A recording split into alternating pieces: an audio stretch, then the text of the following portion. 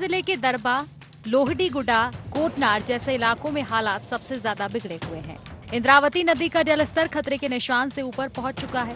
खेत पूरी तरह डूब चुके हैं और फसलों को भारी नुकसान भी हुआ है। राहत और बचाव कार्य के लिए एनडीआरएफ और एसडीआरएफ की टीमें तैनात की गई है।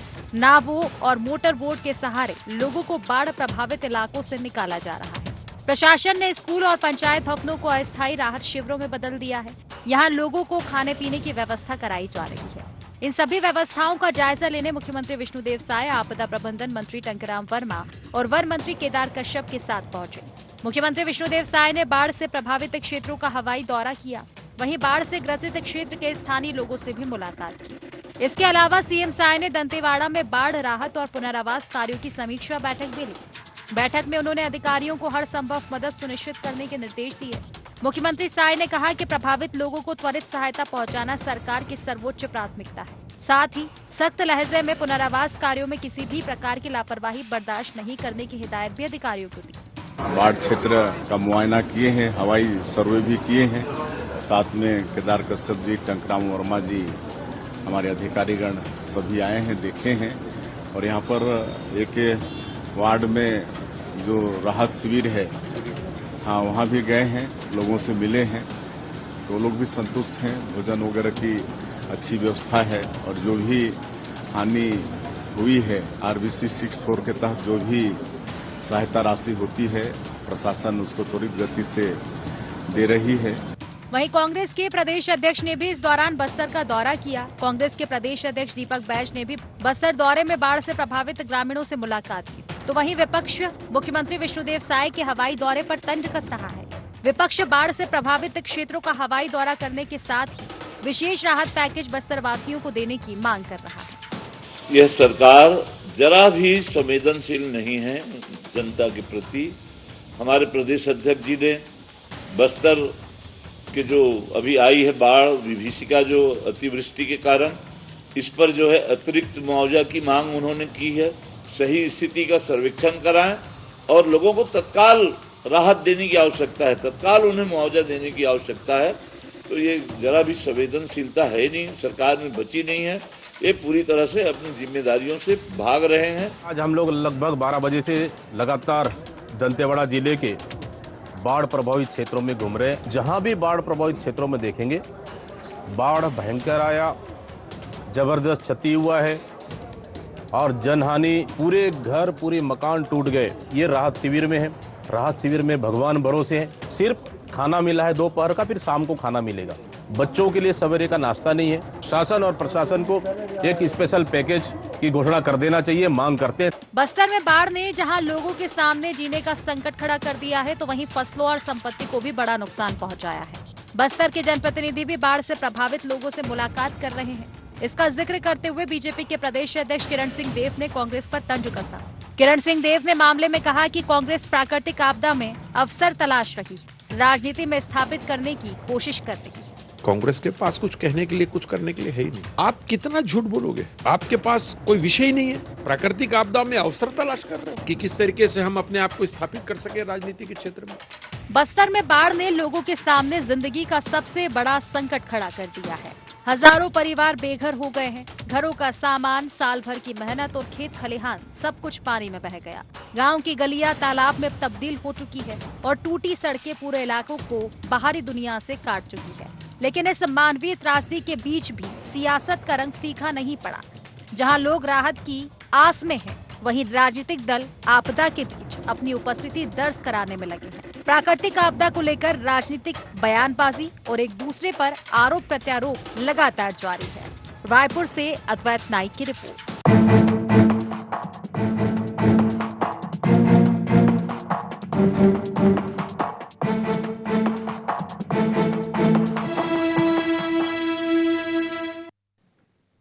नमस्कार, गुहार छत्तीसगढ़ देख रहे हैं आप और मैं हूं आपके साथ खुशी व्यास। आपदा में भी सियासी अवसर। जी हां, छत्तीसगढ़ का बस्तर इन दिनों भीषण बाढ़ की चपेट में है। लगातार मूसलाधार बारिश से हालत काफी गंभीर हो चुकी है। इंद्रावती और शंखनी जैसी नदियां रौद्र रूप धारण किए हुए हैं, जलमग्न है। कुल मिलाकर अगर देखा जाए तो गांव प्रशासन राहत और बचाव कार्य में भी जुटा हुआ है। अब इसी बीच सीएम ने भी जो बाढ़ प्रभावित क्षेत्र है उनका दौरा किया है, सर्वेक्षण उनका किया है और जो भी पीड़ित परिवार है, बाढ़ की चपेट में आए हैं, उनको लाभ पहुंचाने के लिए निर्देशित किया गया है। राहत बचाव कार्य के लिए भी निर्देशित किया है अधिकारियों को बैठक लेकर। लेकिन इस पर भी जो विपक्ष है वो सवाल खड़े कर चुका है कि सिर्फ सर्वेक्षण करने से कुछ नहीं होता। जो राहत पैकेज है उसको लेकर कहीं ना कहीं विपक्ष ने आवाज उठा दी। कुल मिलाकर देखा जाए मौका आपदा का है, लेकिन इसमें अवसर सियासत का हो चुका है। इसी को लेकर आज हम चर्चा करेंगे, लेकिन उससे पहले जान लेते हैं गुहार पॉइंट्स क्या है। बाढ़ प्रभावित क्षेत्रों में सीएम के दौरे का कितना होगा असर?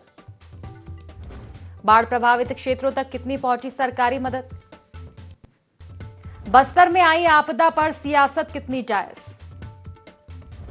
कांग्रेस क्यों उठा रही विशेष राहत पैकेज की मांग?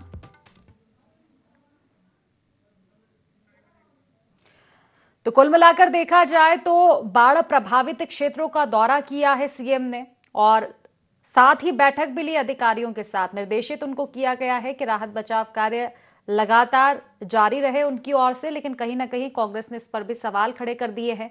एक विशेष पैकेज की मांग कहीं ना कहीं कांग्रेस की ओर से की गई है इस मामले में, ताकि जो राहत बचाव कार्य है वो जनता तक अच्छे से पहुंच पाए, क्योंकि काफी नुकसान, काफी क्षति जनता की हुई है। कुल मिलाकर इसी मुद्दे को लेकर आज हम चर्चा करेंगे। खास मेहमान हमारे साथ जुड़ चुके हैं। सबसे पहले मैं आपका परिचय करवा देती हूँ। हमारे साथ कांग्रेस से प्रवक्ता सत्यप्रकाश सिंह जी जुड़ चुके हैं। बीजेपी से हमारे साथ डॉक्टर किरण बघेल जी जुड़ चुके हैं और वरिष्ठ पत्रकार कौशल स्वर्णबेर जी भी हमारे साथ जुड़ चुके हैं। आप तीनों मेहमानों का बहुत बहुत स्वागत है इस खास चर्चा में। चर्चा की शुरुआत सत्यप्रकाश जी आप इसे करना चाहूंगी, क्या वाकई आपदा में भी अवसर ढूंढा जा रहा है सियासत का, क्योंकि मुद्दे बचे नहीं हैं, राहत बचाव कार्य भी जारी है, लेकिन इसमें भी कहीं ना कहीं सियासत कैसे हो ये ढूंढ लिया है आपने?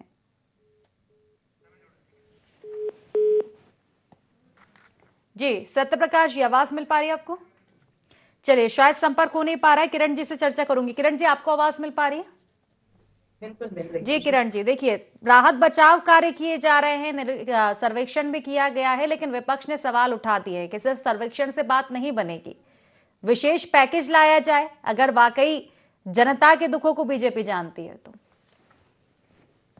देखिए खुशी जी, आपने बिल्कुल सही कहा कि आपदा में अवसर। कोविड काल का समय आपको याद हो, जिसमें मोदी जी ने ये वाकया यूज किया था कि आपदा में अवसर भारत ने तलाशा, और कोविड के समय में पीपीई किट से लेके वैक्सीन तक भारत ने बनाया। और यही आपदा में अवसर एक गलत तरीके से, दूसरे तरीके से कांग्रेस ढूंढ रही है। इसमें भी राजनीति करने से बाज नहीं आ रही है। लेकिन जबकि हमारी संवेदनशील विश्वदेव की सरकार है, वो जापान दौरे में भी थे खुशी जी, तो वहां से भी पूरे बस्तर के बाढ़ के हालात का जायजा ले रहे थे। बाकायदा वो टच पे थे हमारे मंत्रियों के, हमारे अधिकारियों के, वहां से भी पूरी जानकारी ले रहे थे। और आने के तुरंत बाद उन्होंने खुद जाकर वहां का सर्वेक्षण किया है और वहां पे बाढ़ प्रभावित लोगों से न सिर्फ मिले हैं, उनका हालचाल पूछा है, बिल्कुल आश्वस्त हुए हैं कि वहां पे जो व्यवस्था दी गई है लोगों को कि पर्याप्त है कि नहीं। मुझे लगता है कि हमारी सरकार, आपको खुशी जी बता दूं कि 2 दशक बाद इतनी बड़ी त्रासदी आई है बस्तर के ऊपर।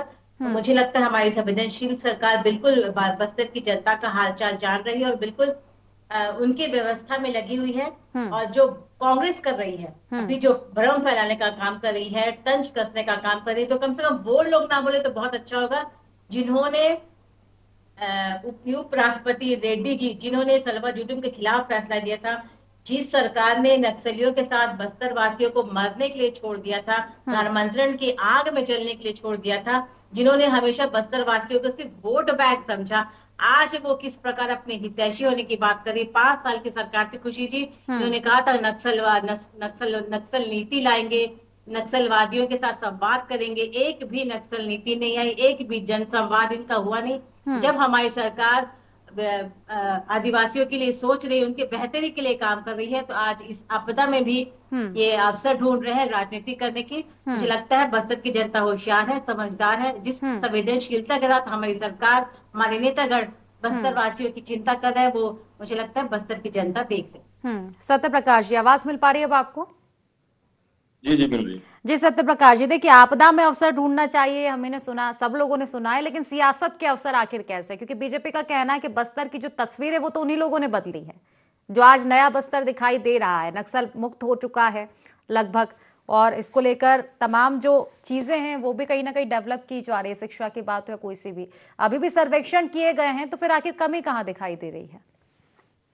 जी देखिए, पहले तो मैं जो हमारी पार्टी की मांग है मैं उसकी बात करना चाहूँगा। बस्तर में जिस तरह से आपदा हुई है, इतनी बड़ी बाढ़, लोग वहाँ परेशान हैं, लोगों को स्वास्थ्य सुविधाएं नहीं मिल रही है, चाहे स्वास्थ्य की बात करें, चाहे खाने पीने की बात करें। तो हमारी मांग, पहली बात तो सबसे प्राथमिकता जो है कि केंद्र सरकार से मुआवजे की मांग प्रदेश सरकार करे, मोदी जी से मांगे, एक विशेष पैकेज की मांगे यहाँ के प्रदेश की, बस्तर के क्षेत्र की जनता के लिए करे, पहली बात। दूसरी, तत्काल प्रभाव से 50,000 रुपए की राशि जो वहां प्रभावित हुए सभी परिवार को दे। उसके बाद सर्वे जो प्रक्रिया होती तत्काल, वो सब करने के बाद 10 लाख रुपए जिनके घर क्षतिग्रस्त हुए, पूरी तरह से बर्बाद हो चुके हैं, उनको मुआवजा दे। ये पहली प्राथमिकता के तौर पे हमारी मांग है कि वहां की जनता को लिए राहत मिलनी चाहिए, पहली बात। अब देखिए, दूसरी बात मैं महत्वपूर्ण बोलना चाहूंगा, किरण बघेल जी ने भी कहा, इनके सभी प्रवक्ता हो, नेता हो, सभी झूठ बोलो, जोर से झूठ बोलो, जितना जोर से बोल सकते हो झूठ बोलो। अभी मैं देखिए, इन्होंने बोला कि हम हर संभव वहां प्रयास कर रहे हैं। मैं आपको दिखा दे रहा हूँ, कल की खबर है ये, 2 दिन से खाना नहीं मिला है, मैं पढ़ के सुना, 2 दिन से खाना नहीं मिला, नाले का पानी पी रहे हैं, वहां के लोग बोल रहे हैं। स्वास्थ्य सेवाएं नहीं मिली, नवजात बीमार पड़ रहे हैं, एक भी वहां पे कुछ डॉक्टर या कोई भी अवेलेबल नहीं है। ये हम नहीं कर रहे तो अखबारों की सुर्खियां बन रही है, तो कौन सी यहाँ पे आप सुविधाएं प्रदान कर रहे हैं? और आज ये मुख्यमंत्री जी जाने वाले थे, उससे पहले कुछ साड़ियां बांटी गई, जो फटी साड़ियां मिली वहां पे। जब उन्होंने बोला कि मुख्यमंत्री जी से इसकी शिकायत करेंगे तो उनको थाने बिठा दिया जाता है। जो दंतेवाड़ा के टीआई से हमारे प्रदेश अध्यक्ष जी ने बात भी किया, जो सोशल मीडिया सार्वजनिक तौर पे, कि किस तरह से दंतेवाड़ा टीआई खुद बता रहे हैं कि हाँ, उनको उठा के ले आए थे, अब हमने छोड़ दिया है। वो क्यों किया आपने? और आज इन्होंने बात अभी की कि हम मुआवजा दे रहे हैं, हम सब चीजें कर रहे हैं। आपको मालूम कुछ नहीं कितना मुआवजा मिल रहा है? 3 से 4 हजार रुपए। 3-4 हजार में क्या होता है आप खुद बता दीजिए। और राशन की ज्यादा बात, सूखा राशन दिया जा रहा है, जिनके पास बर्तन नहीं है, चूल्हा नहीं है, तमाम चीजें हैं नहीं, सूखा राशन दिया जा रहा है, वो भी 4 से 5 लोगों का परिवार है, जिसको 100 ग्राम दाल और 3 किलो चावल, ये मिला जा रहा है सूखा राशन। और कुछ कहीं पे अगर बंद भी रहा है तो 3 बजे तक खाना नहीं मिल रहा है। हमारे दीपक बैद जी प्रदेश ने जब पता किया, उनसे पूछा कि आप अभी तक खाना नहीं मुहैया करा पाया, नाश्ता तो छोड़ दीजिए आप, तो बोलते हमने तो बना दिया।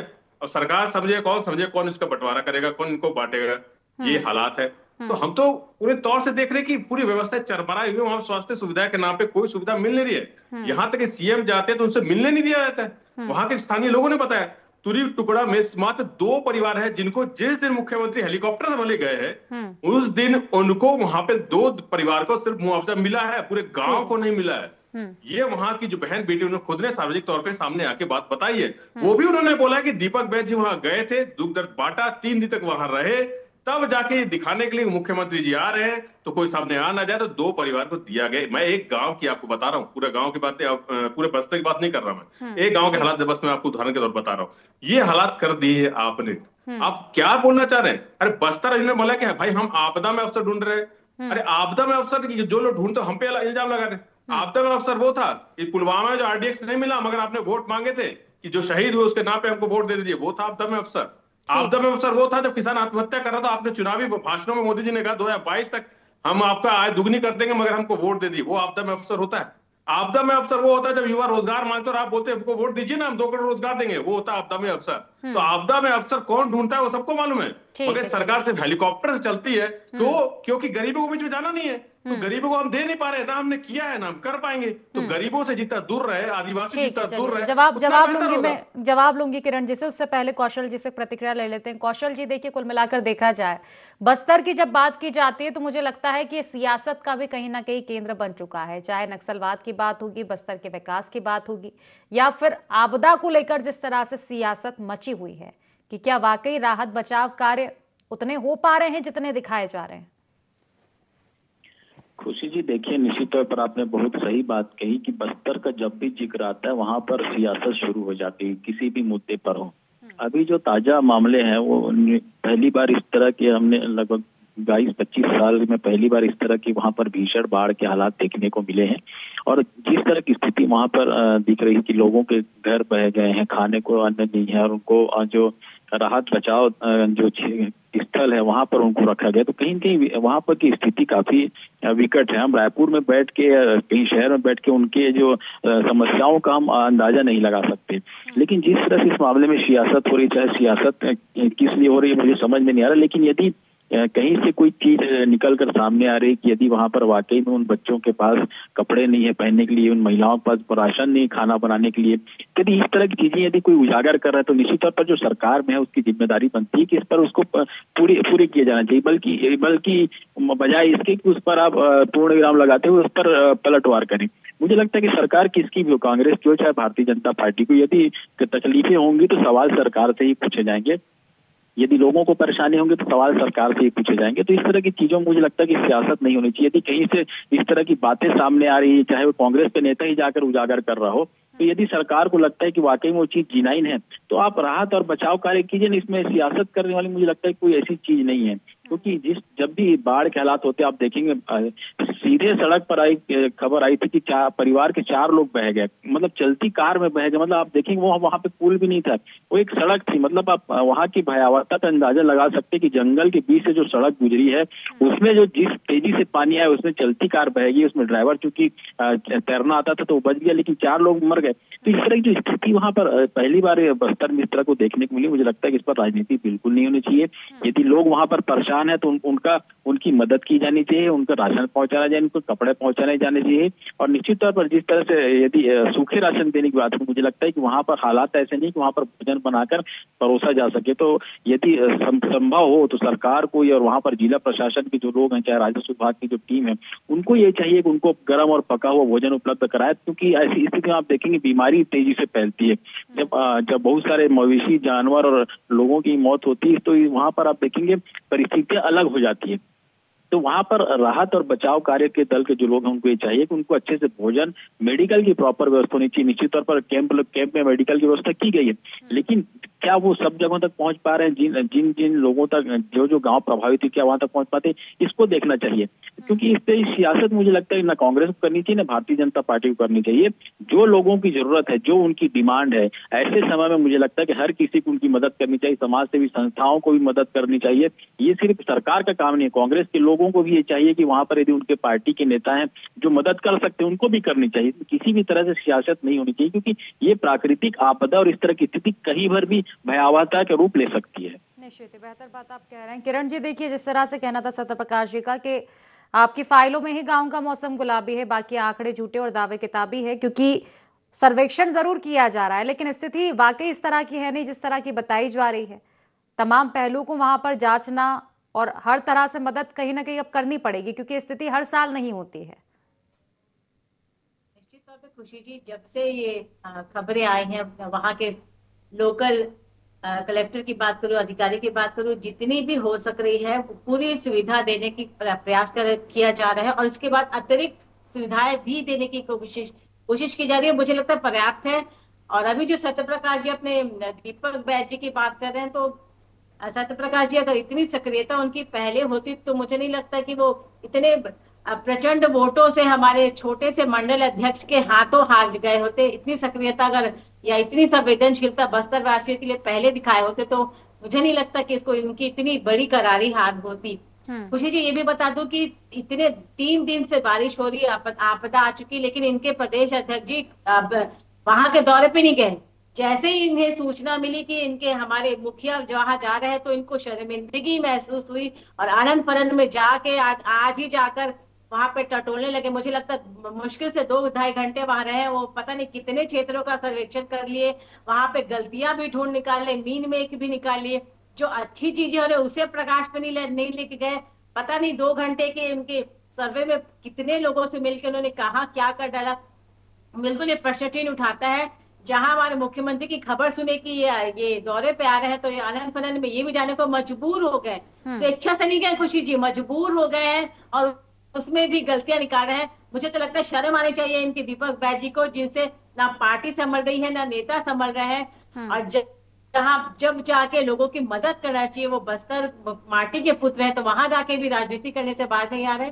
बहरहाल हमारी सरकार की पूरी संवेदनशीलता के साथ हमारे पूरे सरकारी हलफनामा और हमारे पूरे सरकारी अधिकारी से लेकर पूरे नेता गण खुशी जी लगे हुए हैं और जितना अच्छा से अच्छा अरेंजमेंट व्यवस्था हो सक रही वो कर रहे हैं। और मुझे लगता है कि इससे बहुत जल्दी बस्तर वासी भी इससे उपज जाएंगे। रही बात ये मुआवजे की बात करें तो खुशी जी, आपको मैं इनकी पिछली सरकार की कुछ कारनामे बता दूं। जब यहाँ पे नया रायपुर में जब किसान आंदोलन हो रहा था, उसमें आंदोलन के दौरान एक किसान की मौत हो गई थी, तो इनके तत्कालिक मुख्यमंत्री ने 2 लाख का मुआवजा दिया था। वहीं पे लखीमपुर के कुछ किसानों की मृत्यु हो गई थी, तो भूपेश बघेल जी ने इनकी युवरानी प्रियंका गांधी को खुश करने के लिए 50-50 लाख का छत्तीसगढ़ से ऐलान किया था।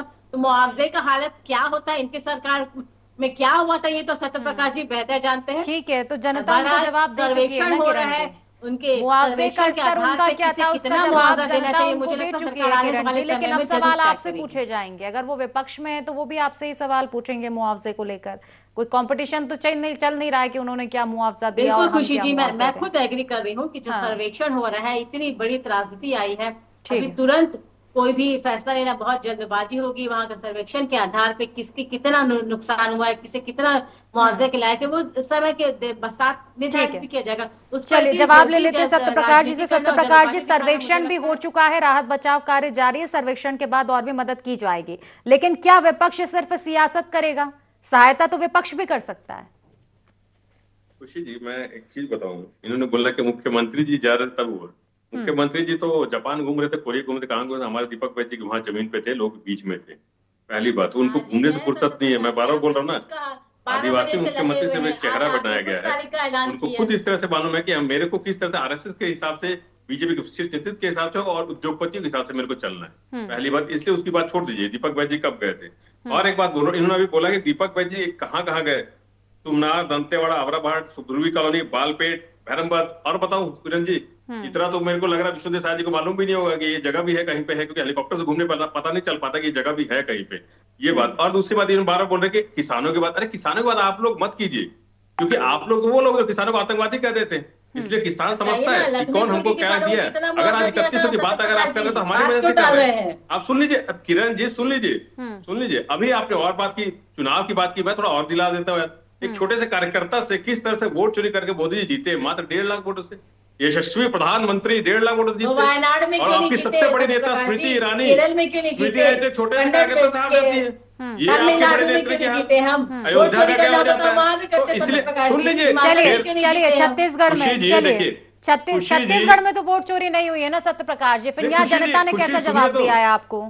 खुशी जी सुनिए, तो वही तो मैं तो उनको याद दिला रहा था। इन्होंने ही बात की कि मैं छोटे से कार्यकर्ता, तो छोटे से कार्यकर्ता मोदी जी को किस तरह से परेशानी के मेल डाल दिए थे सबके सामने।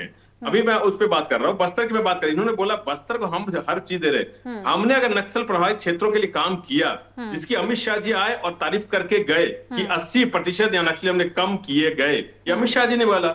हमारी एक नीति थी विश्वास की, सुरक्षा की, विकास की, जिस नीति के तहत हमने काम किया। अगर आज ये हालात है कि शिक्षक वहां अपने आप को सुरक्षित महसूस नहीं करे, उसको नक्सली बता के गोली मार दी जाती है, और वो राजभवन तक लोग आते, परिवार के लोग आते और जांच करने की मांग करते हैं, जांच होती नहीं है। अभी परसों तरसों फिर एक शिक्षक की गोली मार के हत्या की पुलिस सरकार क्या कर रही है, कौन सी जांच कर रही है, बताइए। तो आपने बस्तर को ऐसे हालात पे लाके खड़ा कर दिया जहां ना स्थानीय अपने आप को सुरक्षित महसूस कर रहा है, ना वहां पे शिक्षक जो एक कहीं ना कहीं गुरु है, जो भविष्य सुधारता है, वो अपने ठीक है। चलिए जवाब ले लेते हैं सत्य प्रकाश जी, लेकिन बस्तर को आप ही उठा देते तो बीजेपी वालों को जरूरत नहीं पड़ती ना विकास करने की, पहले आप उठा देते, 5 साल आप भी राइट। फिर छोटा सा जवाब किरण जी, उसके बाद कौशल जी के पास लौटूंगी मैं।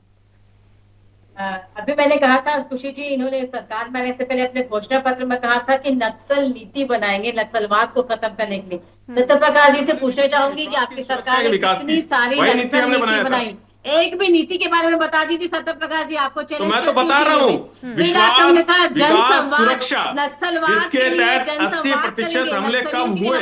अमित शाह जी आए और बोल के गए, ये हमारी नीति थी। आज आपकी नीति क्या है कि शिक्षक को भी गोली मार दी जाती है। चलिए ठीक है, वर्तमान जो मुद्दा है, मुझे लगता है कि उससे भी बस्तर को कनेक्ट करना चाहिए। पिछली बातों में जाएंगे तो फिर दोनों कहीं ना कहीं फिर दोनों पर सवाल उठेंगे, चाहे सरकार किसी की भी हो। फिलहाल समय की कमी है, कौशल जी से अंतिम प्रतिक्रिया। कौशल जी, देखिए वर्तमान जो स्थिति है, आपदा हो रही है बस्तर में, जिस तरह की स्थिति हम सभी लोग देख पा रहे हैं कि बाढ़ प्रभावित लोग कैसे अपना जीवन का गुजारा कर रहे हैं, अस्त व्यस्त हो चुका है जीवन। लेकिन अब चर्चा इस पे छिड़ी हुई है कि बस्तर का विकास आखिर कर कौन रहा है, क्योंकि वही बात हो जाती है कि बस्तर का अगर नाम आता है तो पुराने जितने भी जख्म है वो खदेड़े जाते हैं, आरोप प्रत्यारोप। फिर खुशी जी, मुझे लगता है कि बस्तर को विकास करने के लिए गांव के अंतिम व्यक्ति तक आपको विकास पहुंचाना होगा। स्वास्थ्य, शिक्षा और ऐसी चीजों से लोगों को जोड़ना होगा जिस पर उनका विकास हो सके।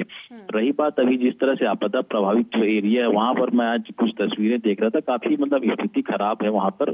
सरकार को त्वरित जो आज निश्चित तौर पर मुख्यमंत्री ने वहां पर दौरा किया और जो निर्देश अफसरों को दिए, उसके बाद जो वहाँ के स्थानीय प्रशासन है काम उनको करना है, क्योंकि मुख्यमंत्री या मंत्री जाके काम नहीं करेंगे। तो स्थानीय जो प्रशासन है उनकी मॉनिटरिंग करनी होगी कि वाकई में उन लोगों तक जो राहत और बचाव सामग्री वो पहुंच रही है, कि उन तक कपड़े पहुंच रहे हैं, कि उन तक राशन पहुंच रहे हैं, इनकी मॉनिटरिंग करनी होगी। क्योंकि आप देखेंगे इसको कम से कम सुधरने में महीने से 2 महीने भर का समय लग जाएगा, क्योंकि कई लोगों के घर वहां पर तबाह हो चुके हैं। और जिस तरह से आज सरकार ने कहा है कि यदि मरम्मत के लिए योग्य है तो उनको पैसा दिया जाए, ये नया मकान बना तो उनको पैसा दिया जाए, ये काफी अच्छी पहल है। यदि सरकार को से इस तरह से पहल की जाती है, यदि जिनके मकान टूटे हैं, जिनके घर जो फोकस करने वाली चीजें उन पर ध्यान देना चाहिए, निश्चित ही फोकस करना चाहिए, क्योंकि अगर विकास हुआ भी है तो फिर वो भी पिछड़ जाएगा जिस तरह के बाढ़ के हालात फिलहाल हम देख रहे हैं कहीं ना कहीं। कौशल जी, फिलहाल क्योंकि समय की कमी इसलिए चर्चा को ही समाप्त करना पड़ेगा। आप तीनों मेहमानों को बहुत बहुत शुक्रिया इस चर्चा में जुड़ने के लिए। तो देखिए, आपदा में अवसर ढूंढ लिया गया है, सहायता का तो नहीं लेकिन सियासत का। दोनों ओर से आरोप प्रत्यारोप जारी है कि बस्तर का विकास किसने किया। अब विकास किसी ने भी किया हो, लेकिन फिलहाल बस्तर में आपदा है। ये समय नहीं है कि आरोप प्रत्यारोप का दौर इस समय भी जारी रहे कि बस्तर का विकास किसने किया है और क्या बस्तर का विकास हो रहा है। फिलहाल लोगों को जरूरत है कि राहत और बचाव कार्य उन तक ठीक तरह से पहुंच पाए। फिलहाल गुवाहाटी छत्तीसगढ़ में बस इतना ही। आप बने रहिए IND 24 के साथ। नमस्कार।